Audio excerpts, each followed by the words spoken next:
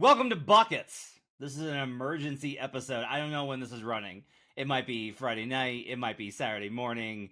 It might be Sunday. It might be Monday. Because the NBA, as it is wont to do, never stops. And on Friday night, a full month before the start of the NBA regular season, we have what is being termed a blockbuster trade, as the New York Knicks have traded Julius Randle and Dante DiVincenzo to the Minnesota Timberwolves for Karl Anthony Towns. We also have some contracts and draft compensation going to Charlotte because Charlotte is playing money launderer in this scenario to help out to get the deal done. But the key pieces are Towns to New York for Randle and DiVincenzo. The Nova Knicks don't even make it to opening night. Cat is a Knick after making the Western Conference Finals. It is not stunning to me, but we'll get into why that is and why it is like a monumental move. And to do that, I've got Brian Fonseca. You can catch him in the Action Network app and on Twitter at Brian Fonseca NY. You can catch him there as he is in the city, and actually left his coverage of a fight as he does fight coverage at Madison Square Garden, by the way, at MSG. Yeah, to come cover this for Action Network, and you can also catch him at the Mandatory TKO as well. He also does work for the New York Post. All right. Reminder: download the Action Network app. Yes. There will be bets off of this. The sixth man of the year that Sean Little gave out for Dante DiVincenzo, that I was like, boy, I don't know. He might get traded and start. That just gained a ton of value. So good call by Sean. You can catch that episode and all of our coverage at youtube.com/the Action Network. We'll have more on this trade, obviously. We got a lot of futures coming up. But Brian, there's like a lot of places to start here. Yeah, too many. I think the most interesting and the most like urgent is we got to look at it from the Knicks perspective, because they're the Knicks. And so even though I'm actually a little bit more interested in this from the Wolves perspective, predictably, given it's me, for me, this was pretty simple. Is when Randle started making noise again over the summer, when they started to be like, there was percolating like, hey, Julius Randle's still not thrilled with things and being so in limbo. Then I was kind of like, oh, they're probably going to look to move him. And then when Mitchell Robinson went down, I was like, oh, they're going to move him and probably try and get a center back. And I thought, like I suggested this to Sean Little, it should have been Walker Kessler and John Collins, but instead they go for the home run, and I should have seen it coming. I literally fucking wrote about this last November because I heard so much stuff in league circles about the Knicks' pursuit of Karl Anthony Towns. I have more on that from the Minnesota perspective that we'll get to. But for right now, what is the reason in your mind that the Knicks made this move?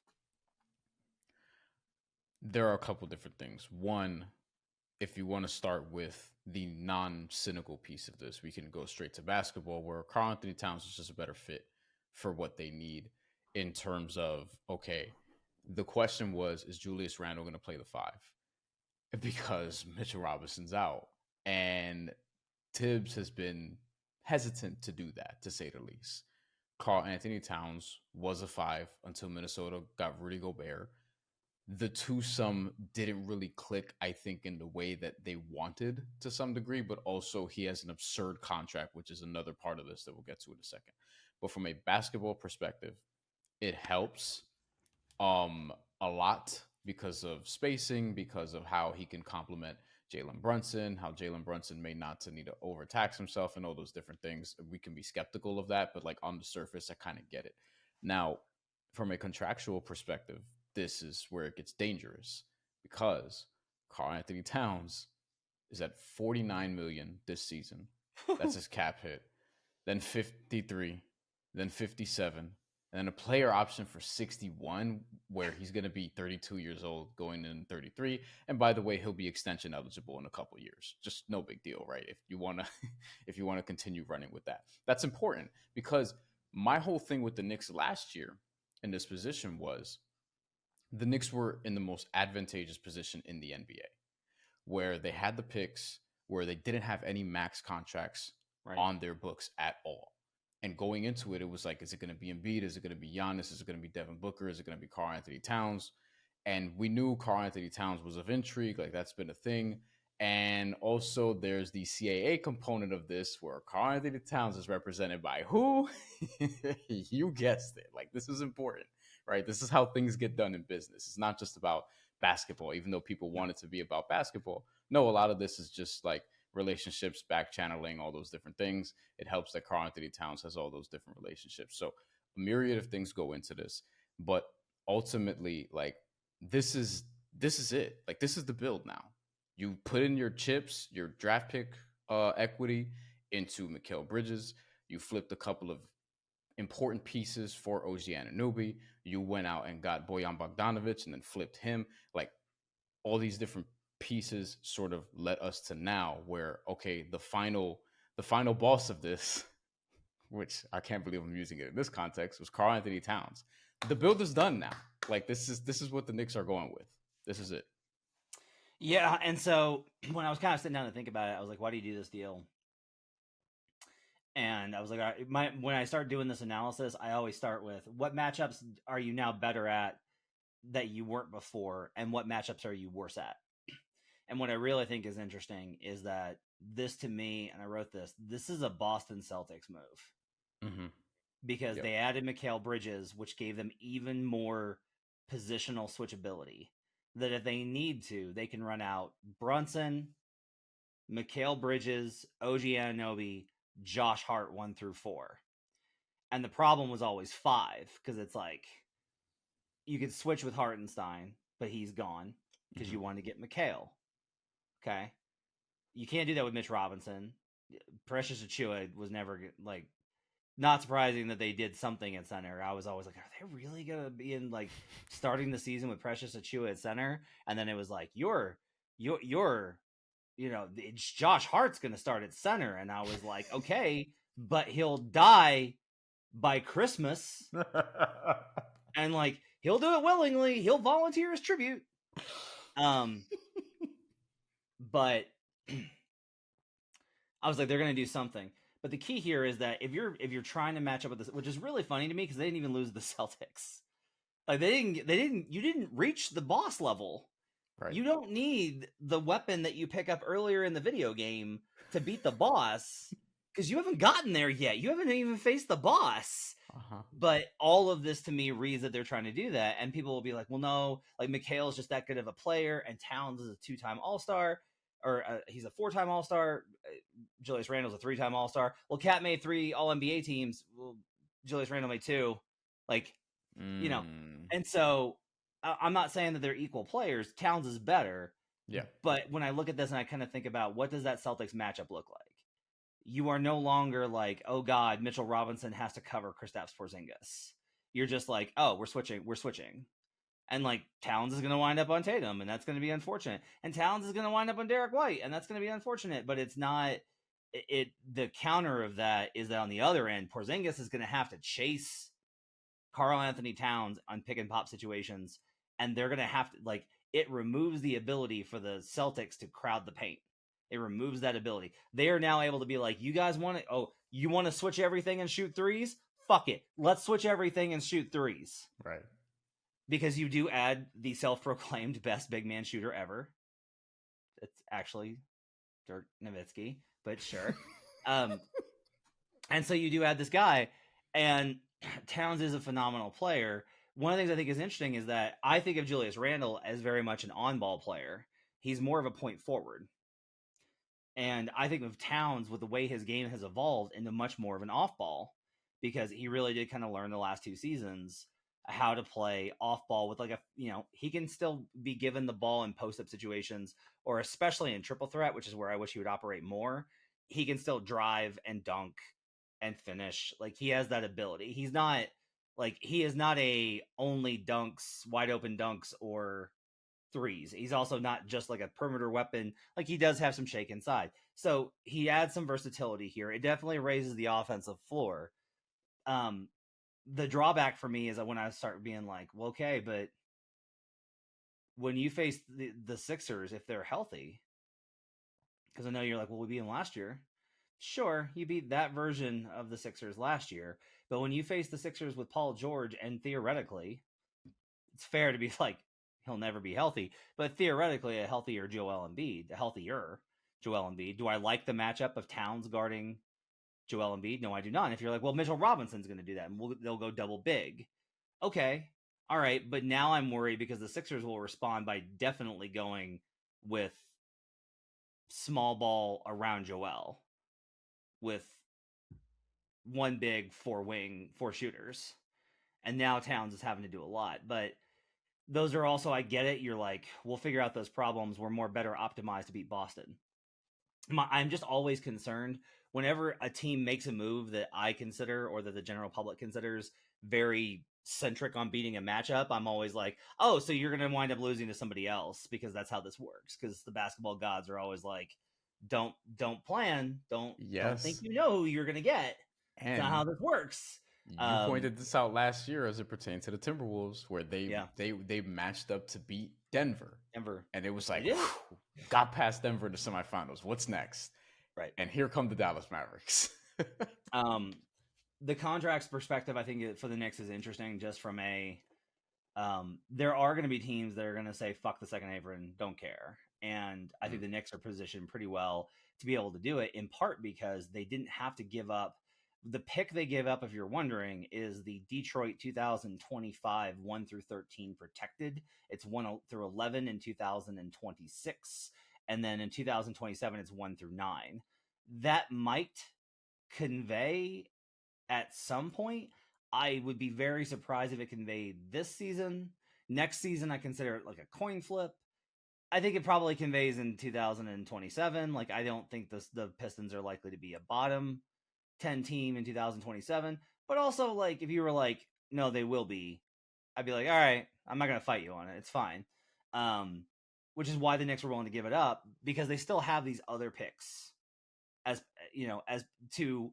And what's interesting now is that those picks were thought of as that's how they'll get the star to go with Brunson. And instead, they use Randle and DiVincenzo with this pick. And so now it's like, oh, they can use that to replenish, because what we are also heading to with the CBA in large part is like 2 guys make 60 million and everyone else gets to split what's left over.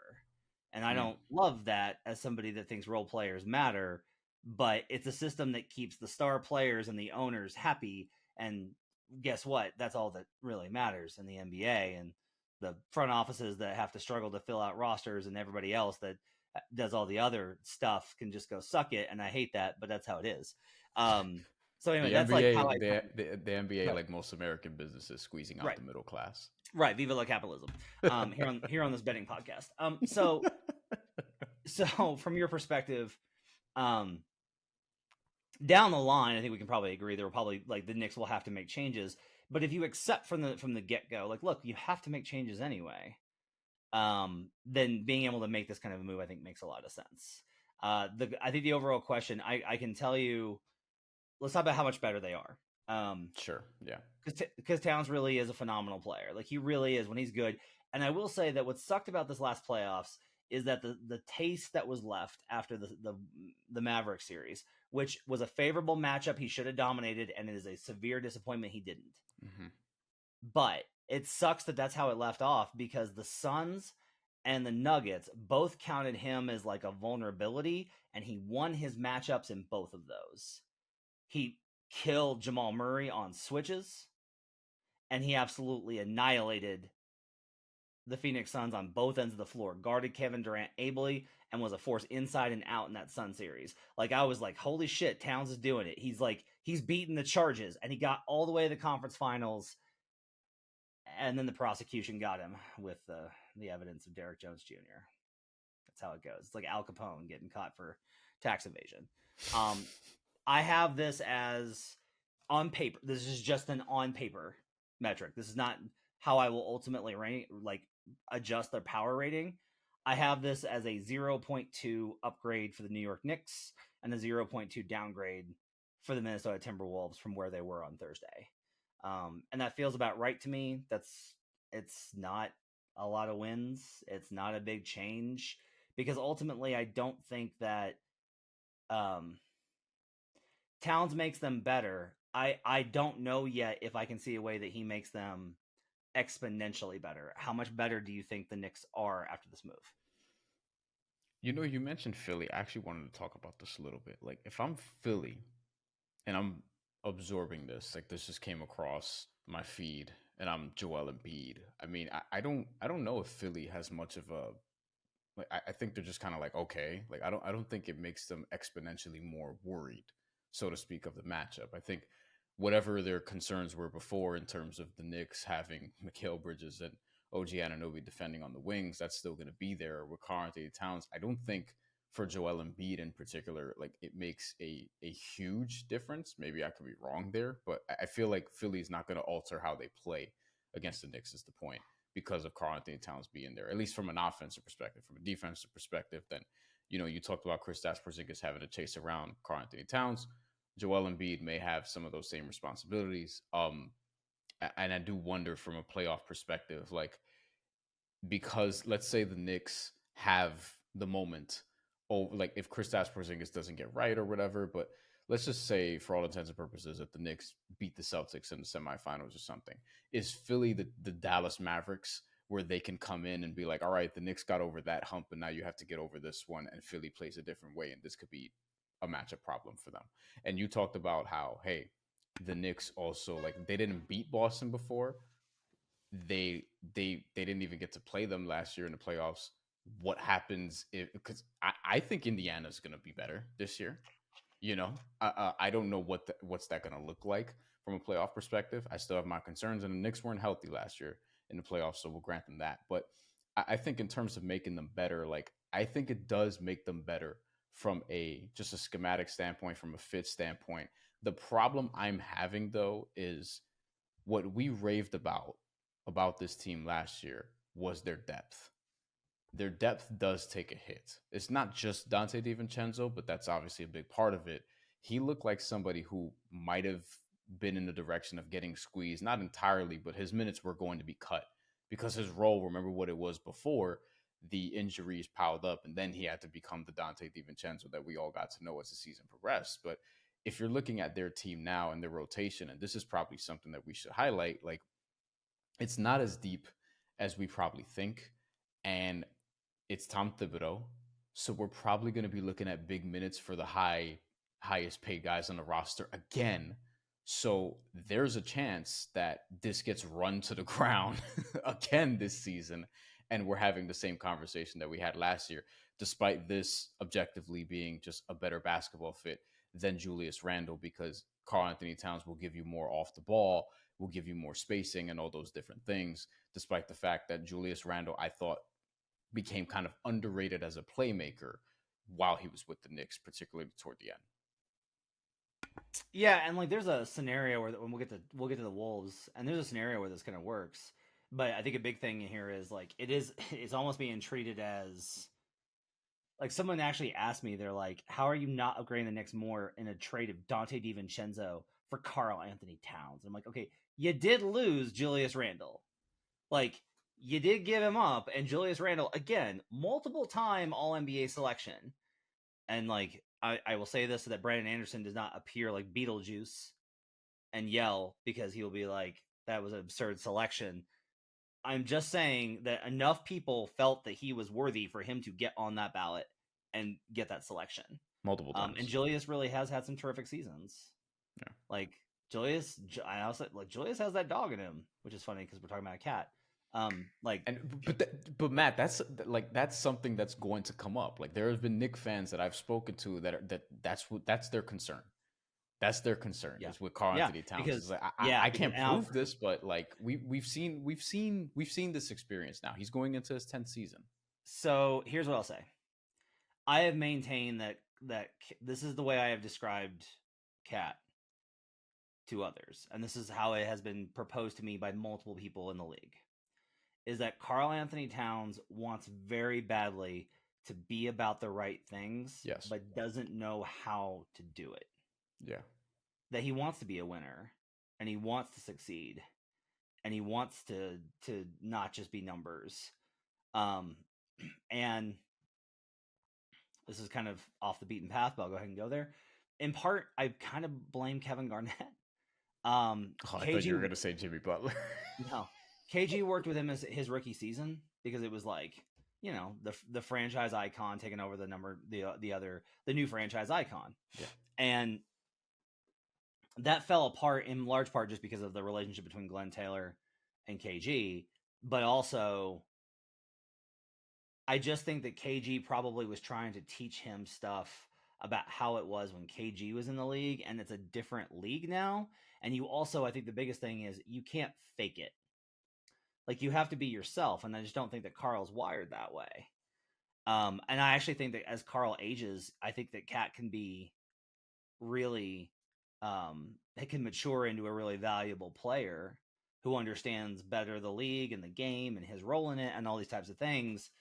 But look, I would be lying if it wasn't like, even as successful as they were last year, that there wasn't like rumors about like, yeah, guys in the locker room will roll their eyes. Now, we'll see if that comes out in the coming days in that article that always comes out, because I'll also say this, all those guys stuck up for him in the playoffs. All to a man, they shouted out and praised and lifted him up for the performance that he gave in those first two rounds. From Rudy Gobert to Jaden McDaniels, and especially Anthony Edwards. Like, Ant went out of his way. Yeah. And Ant went out of his way to not create tension over who's, quote, the guy in Minnesota, even though it was very apparent the last two seasons that it was Ant. We're kind of veering into the Minnesota territory. But yeah, like, I think the dog stuff, you mentioned your biggest concern with the Knicks is depth. My biggest concern is this. Everyone's like, well, they were so good last year and now they're better.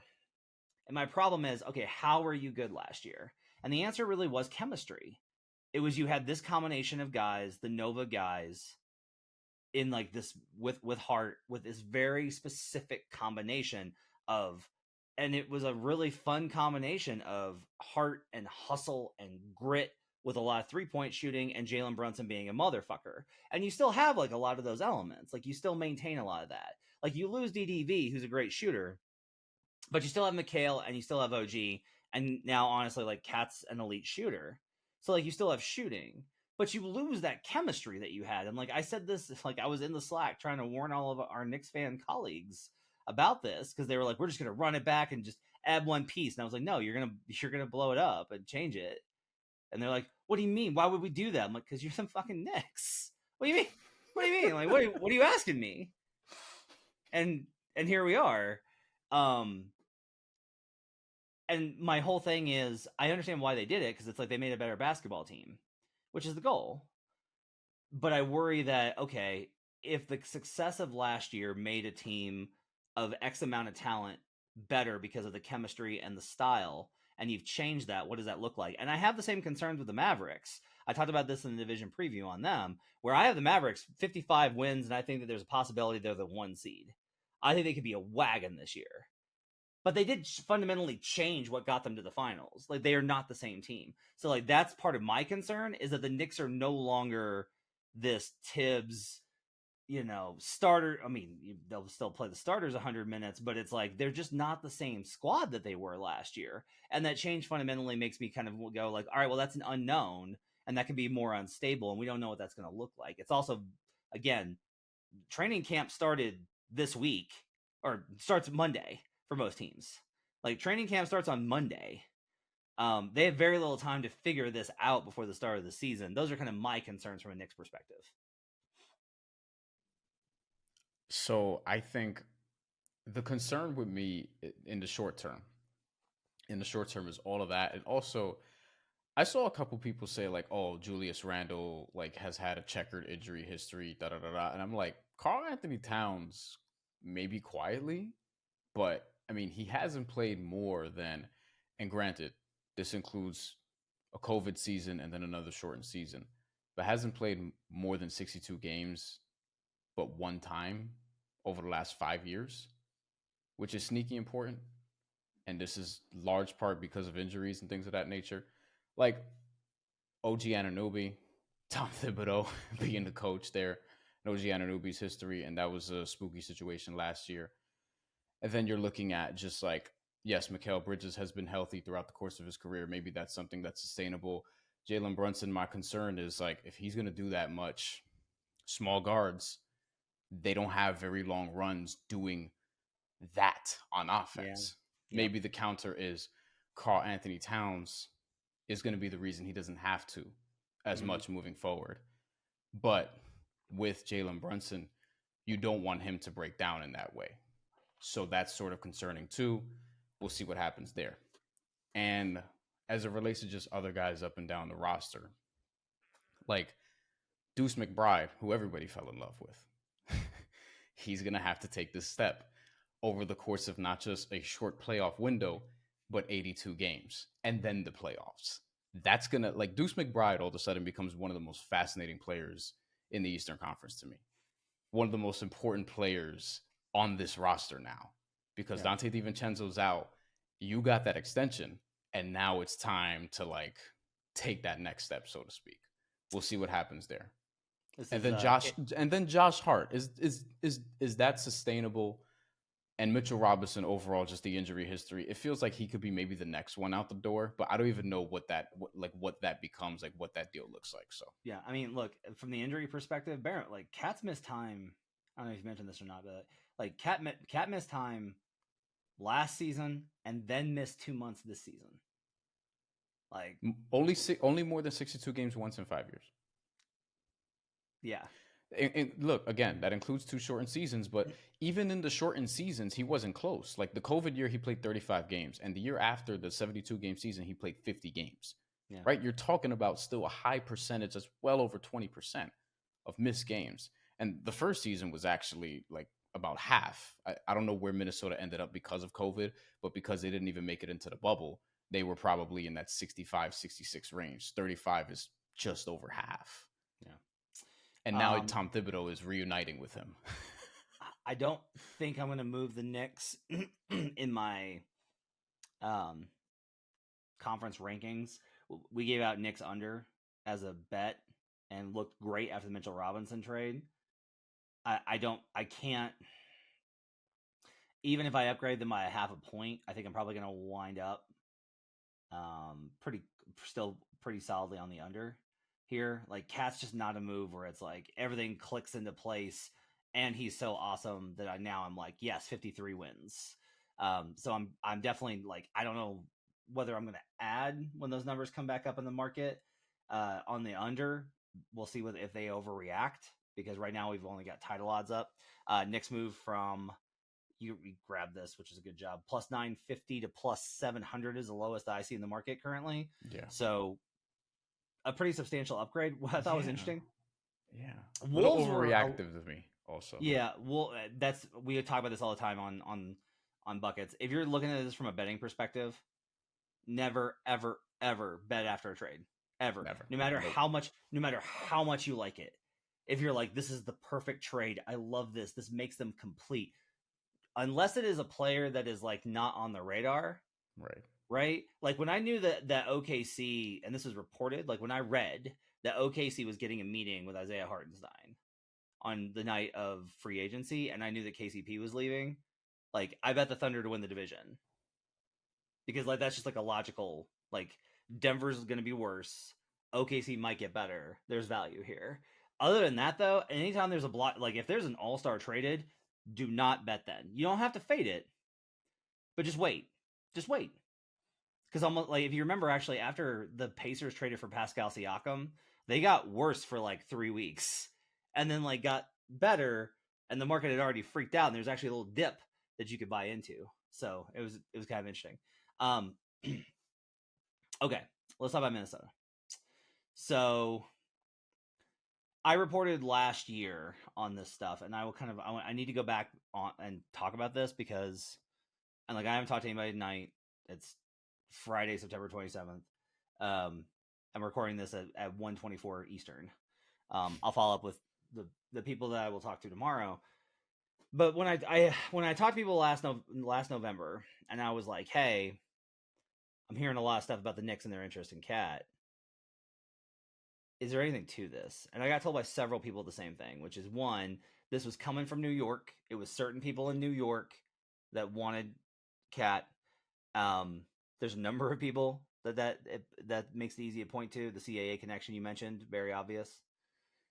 And what I kind of knew was that Julius Randle had to be part of a framework just from a money perspective. It was the only deal that made sense, was that Randle was going to have to go there. So I kind of I poked around and was like, how do the Wolves feel about Randle? And I got told that they were absolutely not against Julius from a personality standpoint. It wasn't like, oh, he's a bad guy, or oh, he's a pain in the ass, or he doesn't fit with us whatsoever. I don't mean to be this direct, but he's not D'Angelo Russell. I'm sorry, that's not fair to D'Lo, but also that was former the deal, right? Former teammates. Yeah. So they heard nothing but good things about Julius and his approach as a professional. From a fit perspective, they were like, he's a really great player, but we don't know if that's a great fit for us. And so if you go well, what changed between then and now, other than the Wolves making the conference finals, right? One, the second apron kicked in, and it's caused everyone to freak out. And if they're gonna lie and say this had nothing to do with that, and that's a lie. It's a lie. On some level, the second apron has to, impacted this decision. Yeah. Because Rudy Gobert is up for an extension. Yep. Anthony Edwards is going to have his extension. There wasn't going to be room. There's just not going to be room for multiple guys on these contracts. And I'll ask Brian will fill you in a little bit more on that. The other thing here is honestly DDV. Is that what I did not, when I asked about a bunch of Knicks players, the one guy that I just didn't think about was DDV, was Dante DiVincenzo. And since then, there's been a lot of reporting tonight from folks talking about, the Wolves have been after Dante for a while. They had interest in him as a free agent last summer. And that makes perfect sense. If you're the Wolves, look at what they did in the offseason. They lose Jordan McLaughlin, they lose Kyle Anderson, and they lose Monte Morris. Okay, what's their big offensive weakness? They don't take enough threes, because even though they're able to space, they just can't get the volume up because they don't have pure shooters. DDV fixes a lot of those problems, where DDV, Dante can handle, he is capable with the ball. He's not a lead point guard, but Dante can definitely play with the ball. He's not a guy that's just a catch and shoot guy. And so he replaces a little bit of what Kyle did, and a little bit of what Jordan McLaughlin and Monte Morris did, and he's an upgrade at shooting, and he provides a window for you to develop Rob Dillingham without needing Rob Dillingham to play in a playoff series. So, when you look at this is going to get framed as Cat versus Julius, and from a basketball perspective, and I get why it's going to be done so, and it's not that Julius doesn't matter, but do not overlook how important DDV is for making this deal palpable and manageable for Minnesota. What do you think about the Wolves' move here? The most important piece of the Dante DiVincenzo specific part of this is the Rob Dillingham point that you made, that I was going to if you didn't, so I'm glad you did, because it looked like, just looking at the roster, and some of what was kind of discussed since the draft, that they were going to rely on Rob Dillingham probably a little more than you would want as a team who just got to the Western Conference Finals and is looking to return to do that and more, obviously. And Rob Dillingham, while talented rookie, and admittedly coming from a rookie class that not a lot of people are terribly high on, but was wildly efficient at Kentucky his 1 year. But having Dante DiVincenzo, it's going to be a stress reliever in terms of your backcourt in general, right? Rob Dillingham is not going to have to carry a load that maybe people feared that he would. Dante DiVincenzo is obviously a proven NBA player. I think he's a sneaky good acquisition that's going to be a important piece to this. He's also on a very, very, and I want to stress, very team-friendly contract. Straight mid-level exception money in that territory, 11.4, 11.9, 12.5. The next 3 years, locked up on a beautiful contract that if you do want to flip him, you can do that. Like that's part of the danger of signing that type of deal, but ultimately you get life-changing money as a result, regardless. So it is what it is from that perspective. Now, with Julius Randle, um, there are going to be times where Anthony Edwards, Julius Randle, Rudy Gobert just looks gross from an offensive process perspective. Like there's going to be Yeah. times where that happens. It's not going to always look the cleanest. The spacing is not going to be as obvious, but Julius Randle, to his credit, like he's become, and he wasn't last year, but he's gotten better from three. He's shot more of them. Last year he shot 5 threes a game, which is down from 8 threes a game the year before, which is probably a little bit more optimal if you're going to be playing next to Anthony Edwards. We'll see where that lands. But only hit 31% last year, 34% the year before. I want to say this about Julius Randle also. Like, I think the contract piece of this is important, not just for Karl Anthony Towns, but it's important for Julius Randle as well when you're looking at this. So Julius Randle, if you're looking at his deal, because he got an extension not that long ago, and it was looked at as like risky at the time, and it became a value, and then he got hurt last year, and you didn't really know where you were with that. 28.9 million, then a player option for 30.9 million next year. So he is extension eligible, and don't know if that's going to be part of this. We'll see what that has to look like. We'll see if he's healthy or whatever. That's important. And also with Julius Randle, though, like I don't want to like overstate this, but like he did help kind of put the Knicks back on the map. Yep. Like this is kind of important. Like this is, this era's I guess Amari Stoudemire. The Knicks are back, but like with Julius Randle, there was actually a little bit more success. Like I think this is a remarkable sort of thing. Like Well, like I mean, look, Randall wasn't saddled with Carmelo.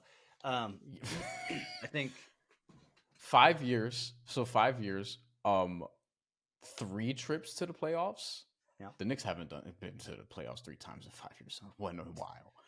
Yeah. And also like gets there in the same summer where Nets fans and the Nets fair weather fans, many of whom are no longer Nets fans, were dunking on Knicks fans all summer long for getting Kevin Durant, Kyrie Irving, and DeAndre Jordan. That same summer, while the Knicks walked away with Julius Randle, and I think that was the Bobby Portis summer, and they got Marcus Morris, guys like that.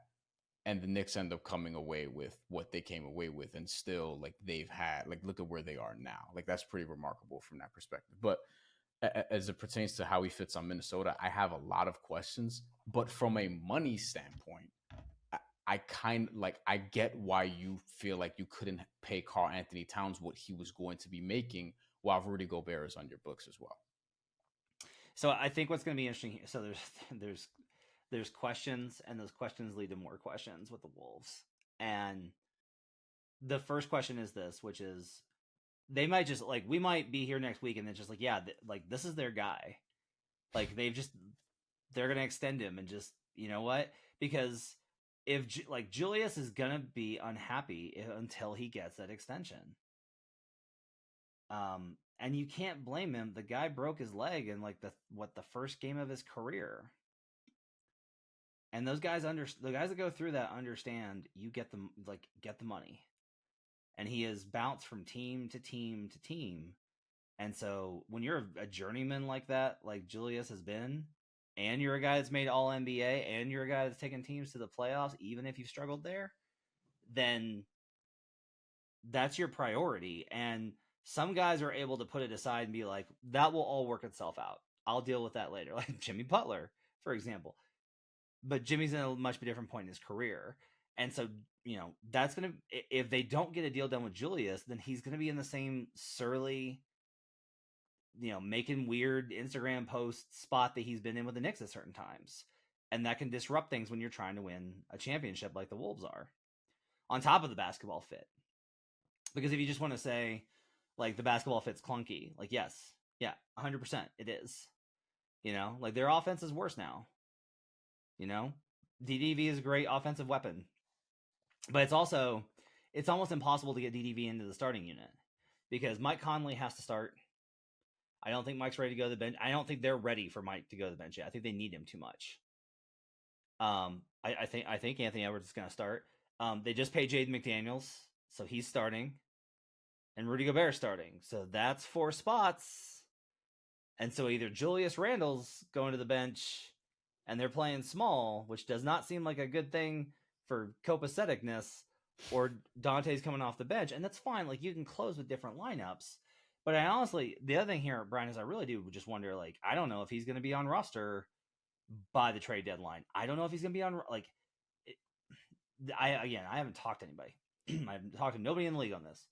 I do like wonder if like this just gets flipped. If somebody called them tonight and was like, "Hey, we would extend him and we'll give you assets. What's up?" Then I think Minnesota's probably taking that phone call. Go ahead. There was a report, I think it was from The Athletic, that said the Hawks, Pistons, and Heat also checked in on Julius Randle. Right. The first two, I was kind of like, okay, that makes sense. The Heat, I wonder if that was like a legit call or just like seeing what the market is doing, due diligence or whatever, which also tells me that those are 3 teams that were reported. And the way this normally works is that there were probably other teams that we don't yet know about.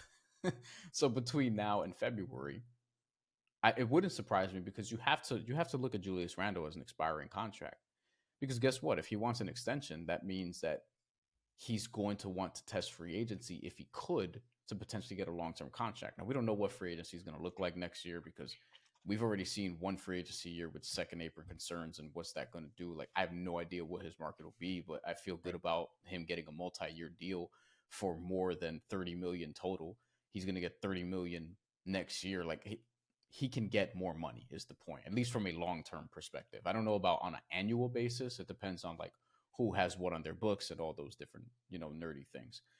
And also from a health standpoint, Julius Randle needs to prove he's healthy. Now, over the course of his career, like, he had the one injury his rookie year where he missed basically his entire rookie year outside of 14 minutes. But since then, he's been very healthy up until last year. There was only 1 year where he played fewer than 72 games between 2015 and 2023. And that was just because of the COVID shortened season, because the Knicks played 67 games that year. He played 64 of them. And then the Knicks didn't play again until the next year, where they made the playoffs and they had all that time. So last year he gets hurt against the Heat, 46 games, and we haven't seen him since. There was a chance that we could have. Like, we have to see how he's healed. Like, that's the other sneaky part of this. Is like we have to know when he's playing. What's that going to look like? There was somebody we also didn't mention in terms of potentially starting, and we don't think this person's going to start necessarily, but like, how does Naz Reid fit into all this? Right. I think that's a sneaky important part now, because you would think in theory Karl Anthony Towns leaves and it's Naz Reid time, and it's like, oh wait, no, we have Julius Randle. So like, there could be times this doesn't work to the point where Julius Randle is on the bench at the end of fourth quarters. So they are currently 10.4 into the second apron. I've got the via Spotrac is where I'm getting that from. And maybe that's counting cap holds that they can renounce, but they are currently 10.4 in the second apron. If they let Julius Randle walk and they clear the decks otherwise, they have 3.34 million in space before the second apron. Now, it is impossible to go through like this conversation without, and like let's hit the betting side of this before we do the very big picture political, the succession level political drama going on.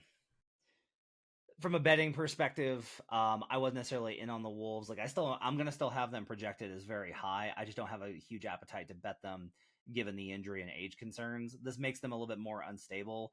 Like I said, I'm going to downgrade them probably a little bit more than what the power rating adjustment suggests from a pure number standpoint, just because, one, I'm like, look, it's going to take them a while to figure this out. And even then, like, when they traded for Gobert, I was one of the few people that really, and I don't like doing the whole, like, I knew then. Right. But I did say, I was like, look, I can see how this will work. I think that there's a way that you can make double bigs work because Cat's able to space, but Julius isn't that player. So like, there's a possibility that this just flat out does not fucking work. And that it's a disaster. Like, the disaster potential is way higher with this trade than it was for adding Rudy Gobert to Karl Anthony Towns. Way higher. Because Julius's lows are way lower. And so that's a real problem.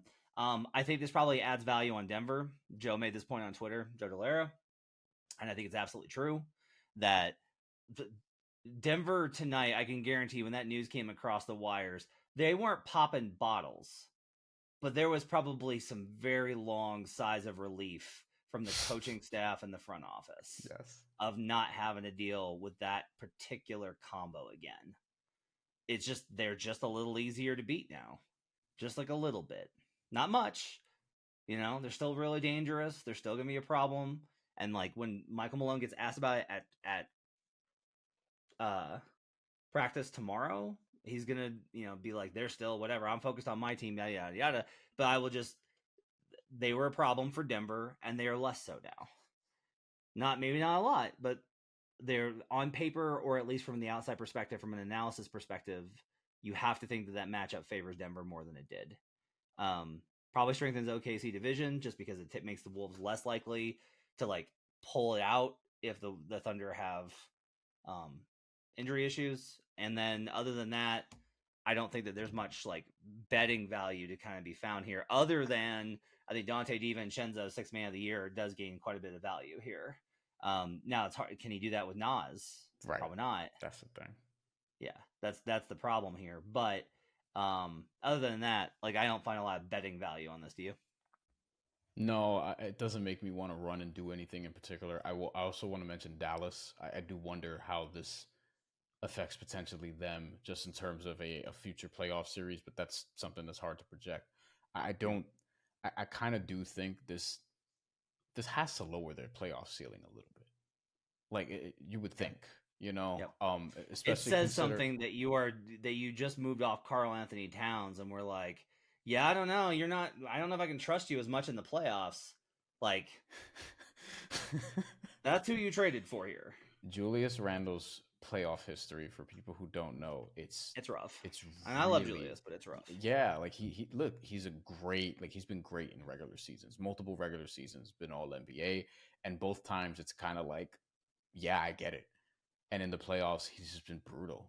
Like he's been legitimately 15 games, 3 series, 34% shooting, 28% from 3. Ouch. Kind of takes himself out of games. Like he was doing it in the Heat series.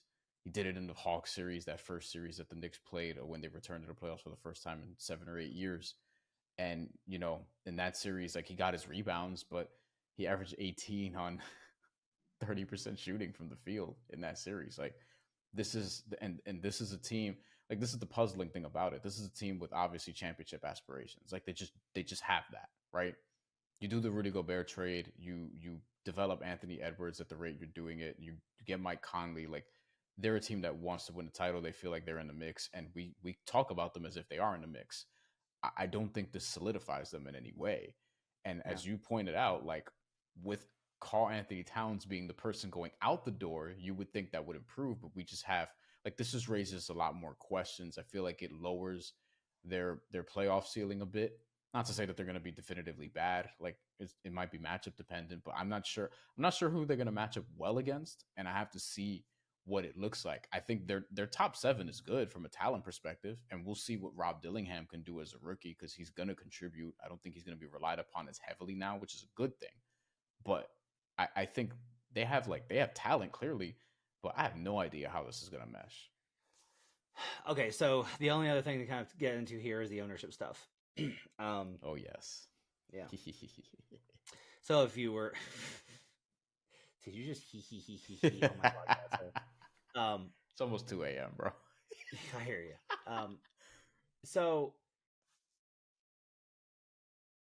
A-Rod and Lori have the deal, and then Glenn Taylor says, "You don't have the funding. You missed your payment. I'm taking the team back." They, A-Rod and Lori, are currently pursuing litigation, and that is ongoing.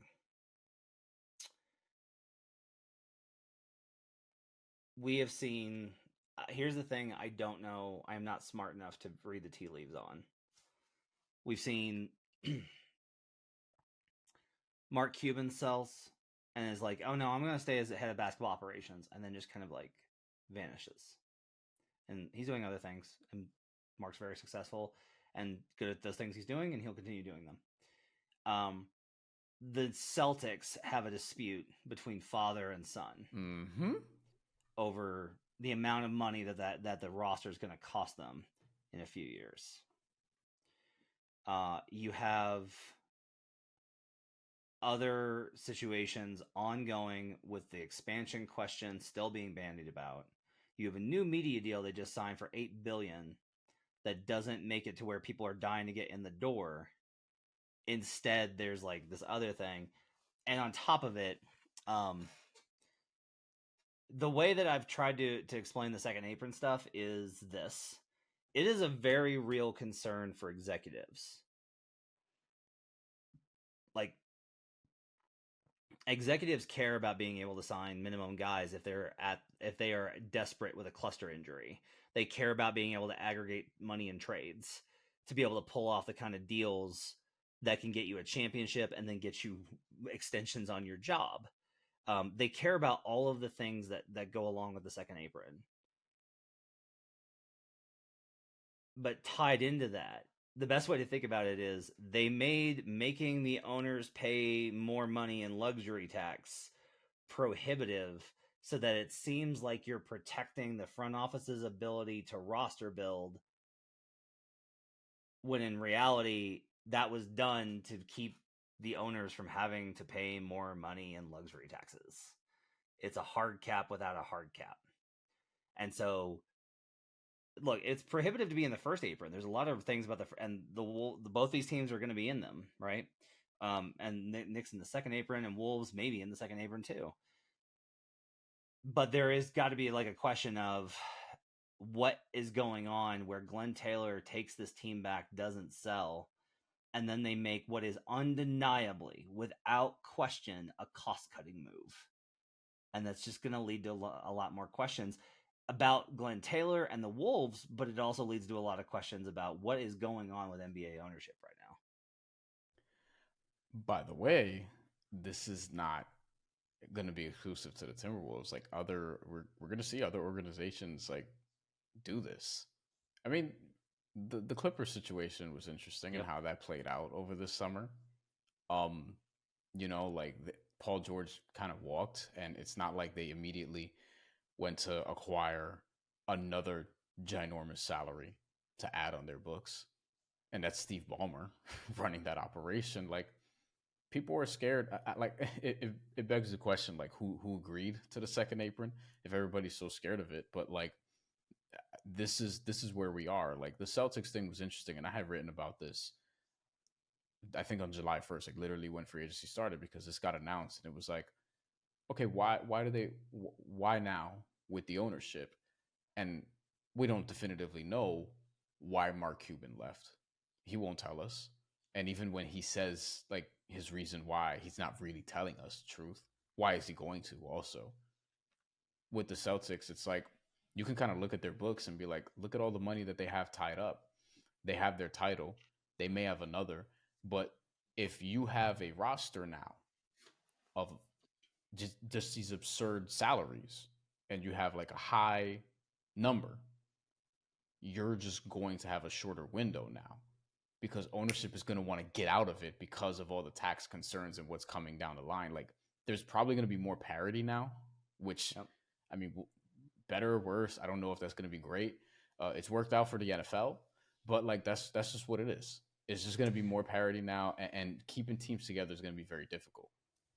I think the problem is that parity is not some people like parity, some people dislike parity. I'm pretty parity.